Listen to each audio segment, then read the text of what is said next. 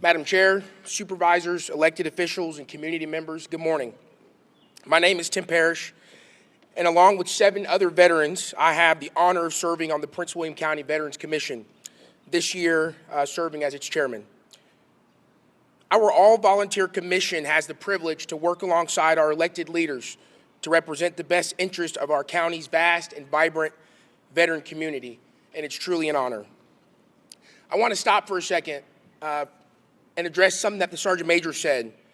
It's actually a beautiful moment that we find ourselves in right now. With everything going on in the country, in and around our community, in our businesses, our schools, there's elections going on. I'm so proud of this community, and I'm actually proud to be a resident of Prince William County, because it's in these moments where we pause, these sacred moments.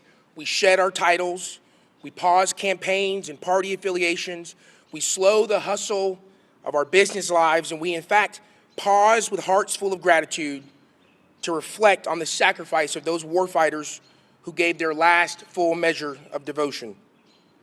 So many communities around us aren't doing this anymore, as the Sergeant Major said.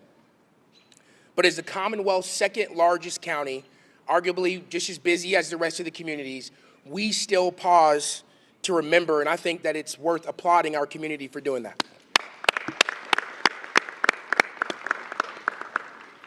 Inspired by an excerpt from President Lincoln's Gettysburg Address, a songwriter penned a song titled "The Last Full Measure of Devotion."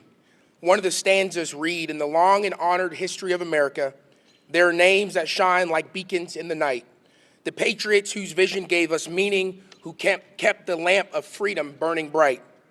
In the long and honored history of America, there are those that paid the last and final price, who were called upon by chance or desperate circumstance to make the ultimate sacrifice. A grateful nation bows its head in sorrow and thanks for guaranteeing our tomorrow, the last full measure of devotion." That's what they gave to the cause. Though they cannot hear our applause, we honor them forever and keep alive their story, pay tribute to their lives and give them glory, the last full measure of devotion. Beyond the call of duty, that was their deed. In the last full measure of devotion, they gave themselves to serve the greater need. And for those who did survive and came home alive, we join in praise of comrades who were slain, most highly resolved that these dead shall not have died in vain. And together as one community, that's exactly where we find ourselves today, collectively sharing a moment of gratitude to those men and women who, as one veteran remarked, wrote a blank check payable to the United States of America for an amount up to and including their life. And as our community comes together for this event, I want to issue a challenge to everyone. Other speakers have shared words. 2 of my fellow commissioners are going to lay a wreath here in a second. We'll be moved by Miss Donna playing taps, and then we'll depart here and we'll return to our lives as usual. But our Gold Star families will bear the weight of loss long after we resume our normalcy.